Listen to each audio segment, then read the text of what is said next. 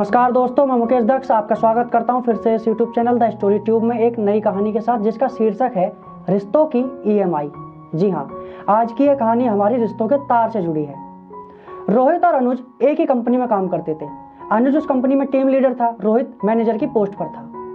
दोनों की खूब अच्छी खासी दोस्ती थी, खूब अच्छे से बात करते थे, साथ रहते थे। अनुज एक दिन सुबह आकर के रोहित के हाथ में रेजिग्नेशन लेटर दे देता है कि मैं इस कंपनी से रिजाइन कर रहा हूँ। रोहित पूछता है कि भाई क्या बात हो गई, कंपनी से कोई शिकायत है, मुझसे कोई शिकायत है, क्या हो गया? अनुज कहता है किसी से कोई शिकायत नहीं है, दरअसल मैं अपनी पत्नी को सपोर्ट करके उसका साथ देना चाहता हूँ। मेरी कंपनी का ट्रांसफर मुंबई हो गया है, तो मैं उसके साथ वहाँ मुंबई ट्रांसफर हो रहा हूँ, मुंबई सेटल हो रहा हूँ, उसके साथ वक्त बिताऊंगा। रोहित कहता है ये तो आप इस कंपनी में रहकर भी कर सकते हो। तो अनुज कहता है नहीं, मेरी पत्नी ने मुझे हर कंडीशन में आज तक हमेशा से सपोर्ट किया है, तो मैं भी चाहता हूँ कि उसकी अब इस जॉब में, उसके इस फैसले में मैं इसको सपोर्ट करूँ और उसके साथ ही रहूँ, उसके साथ ही वक्त बिताऊँ।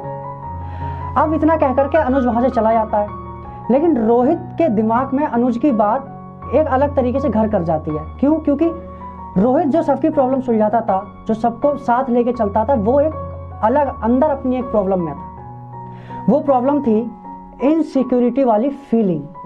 जी हाँ, अनुज की बात इसलिए घर कर गई रोहित के दिमाग में क्योंकि रोहित खुद इस प्रॉब्लम में था, यानी इनसिक्योरिटी वाली प्रॉब्लम में था। दरअसल रोहित जो है उसका अपनी बीवी से अनबन चल रही थी। किस बात को लेकर कि उसकी बीवी जो है किसी और कंपनी में काम करती थी। अब वो दूसरी एमएनसी कंपनी में जब काम करती थी तो वो रोहित को वक्त नहीं दे पा रही थी, काम ज़्यादा होता था। और उस एमएनसी कंपनी में उसकी पत्नी के कुछ फ्रेंड बन गए थे, तो उनके साथ वो हंसते खेलते टाइम स्पेंड कर देती थी और वो अपने रोहित को, हस्बैंड को वक्त नहीं दे रही थी। इससे रोहित क्या हुआ, इनसिक्योर फील करने लगा। अब जब वो इनसिक्योर फील करने लगा, वो उसको अपनी इंसल्ट फील होने लगी। वो ये चीज़ भूल गया कि जैसी भी है, जो भी है तो मेरी पत्नी, रहेगी तो मेरे साथ ही, बाहर की दुनिया एक अलग है, मेरा रिश्ता एक अलग है। लेकिन रोहित ओवर थिंक करके ज़्यादा ओवर रिएक्ट करने लगता है। उस पर घर जा करके उसे झगड़ा, उस पर कंट्रोल करने की कोशिश करता है। जब वो कंट्रोल करने की कोशिश करता है तो बात बिगड़ती है, पत्नी इरिटेट होती है और दोनों में बात तलाक तक, यानी कि डाइवोर्स तक आ जाती है। अब जब बात दोनों में डाइवोर्स तक आती है तो पत्नी को गुस्सा आता है और रोहित भी गुस्से में रहता है। तब रोहित कंपनी में जब रहता है तो अनुज जब उससे ये बात कह के जाता है तो उसके दिमाग में एक बात आती है। वो समझता है, रोहित की बात से देखता है कि अनुज जो है अपनी पत्नी के फैसले में उसको सपोर्ट कर रहा है, रिश्तों की अहमियत को समझ रहा है। तब रोहित को भी समझ में आता है कि हाँ, रिश्ते क्या होते हैं, चीज़ें क्या होती हैं, फ्रीडम क्या होती है, अपने क्या होते हैं। तब वो क्या करता है कि शाम को जब वो घर जाता है, पत्नी वहाँ पर गुस्से में बैठी हुई होती है, तो उसके सामने पेपर ले जा करके रख देता है। पत्नी गुस्से में बोलती है कि डाइवोर्स के पेपर हैं, तैयार हो गए? तो वो कहता है रोहित अपनी पत्नी से कि हाँ तैयार हो गए, इस पर आप साइन कर दो। वो ना पढ़ती है ना देखती है, वो सीधे गुस्से में उन पे साइन कर देती है। तब खुशी से रोहित झूम करके कहता है ये मेरे तो मजे आ गए। तो पत्नी बोलती है क्या हुआ? कि इस पेपर में लिखा है कि अब आप मुझे बहुत सारा प्यार और बहुत सारे गिफ्ट दोगी और मैं आपके साथ रहूंगा और मैं आपको बहुत सारी फ्रीडम और बहुत सारी खुशियां दूंगा। पत्नी बहुत चक्की रह जाती है कि ये क्या है। तो वो बड़े प्यार से अपनी पत्नी से कहता है कि सॉरी, मुझे माफ़ कर दो, मैंने आपके साथ इतना झगड़ा, इतनी बातें, आपको इतना इरिटेट, इतना परेशान किया, मैं रिश्तों की समझ भूल गया था। लेकिन मेरे कलीग ने मुझे समझाया कि रिश्तों की समझ क्या होती है। उसकी बातों से मुझे समझ आया कि रिश्ते कैसे निभाए जाते हैं, किस तरीके से उनमें अंडरस्टैंडिंग बढ़ाई जाती है। तो पत्नी भी उसकी बात को सुन करके भावुक होकर के बोलती है इट्स ओके, कोई बात नहीं, ठीक है, जो जैसा जिस चीज़ में आप सहमत हो मैं भी वही करूँगी, लेकिन कुछ चीज़ों में जिसमें मैं आपसे सहमत नहीं, उस चीज़ में हम कॉम्प्रोमाइज़ थोड़ा सा करेंगे, लेकिन साथ में खुश रहेंगे।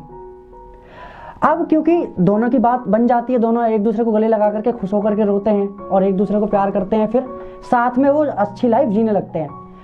रोहित कहता है पत्नी से कि आप अपने ऑफिस जब जाओगी तो आप मुझसे बात नहीं करोगे, मैं आपसे बात नहीं करूंगा, जब आपका अर्जेंट होगा तब आप मुझसे बात करना, लेकिन इधर आप अपने फ्रेंड के साथ टाइम स्पेंड करना, आप अपनी बाहर की लाइफ को एंजॉय करो। शाम को आकर के हम घर पे बैठ करके आराम से ढेर सारी बातें करेंगे और अपने पूरे दिन की बातें एक दूसरे को बता करके और खूब इंजॉय करेंगे, खूब हंसी मजाक और ठाके लगाएंगे।